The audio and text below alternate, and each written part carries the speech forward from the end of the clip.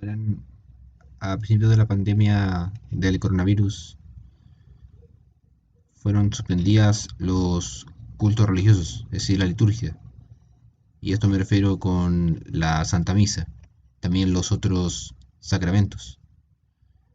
Y tuvimos que adaptarnos a las misas online.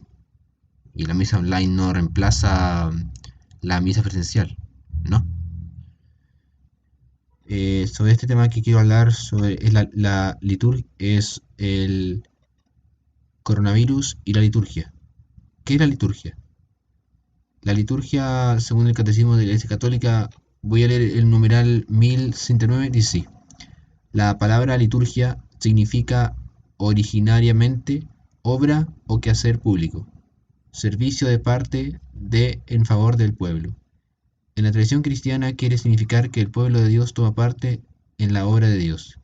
Mira acá, Evangelio según San Juan, capítulo 17, versículo 4.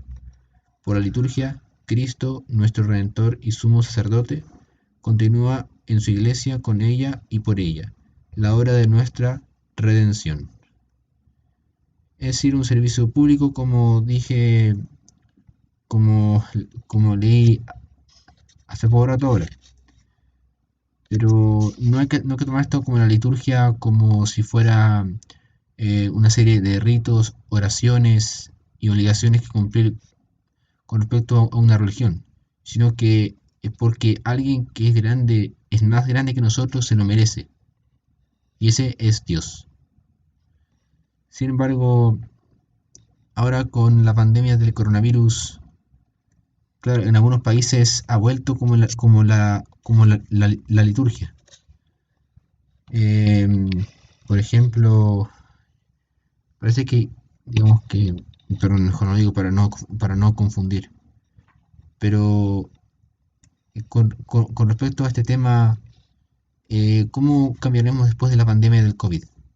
Es decir, algunos, según oí en un punto de vista de Alejandro Bermúdez, en la prensa, dijo que algunos cristianos regresarán más fervorosos a la Santa Misa. Otros, en cambio, seguirán viendo la misa por vía online. Y obviamente vistiéndose mal para la misa y no vistiéndose como corresponde, ya que es un acto sagrado.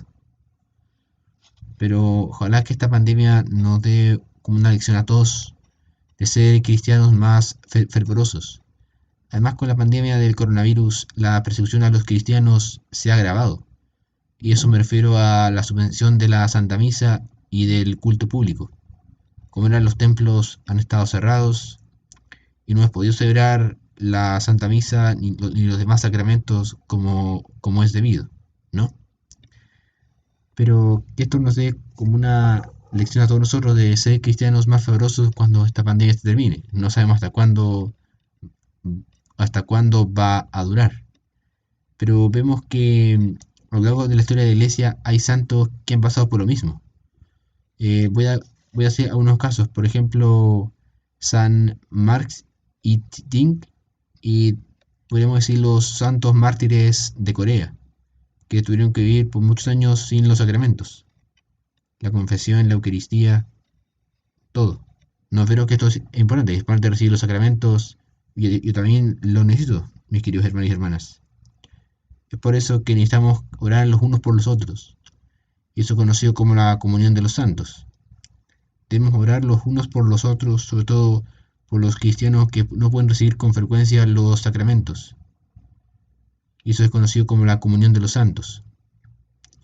Que esta pandemia nos deje una enseñanza de ser más fervorosos que antes, ser cristianos más fervorosos, no cristianos a medias, sino ser cristianos de verdad, ser cristianos y cristianas como Dios quiere, como nuestra Iglesia Católica quiere que seamos.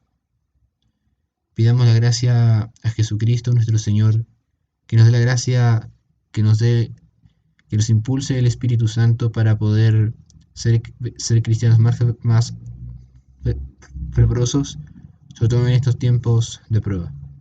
Les ha hablado Sebastián Vilge.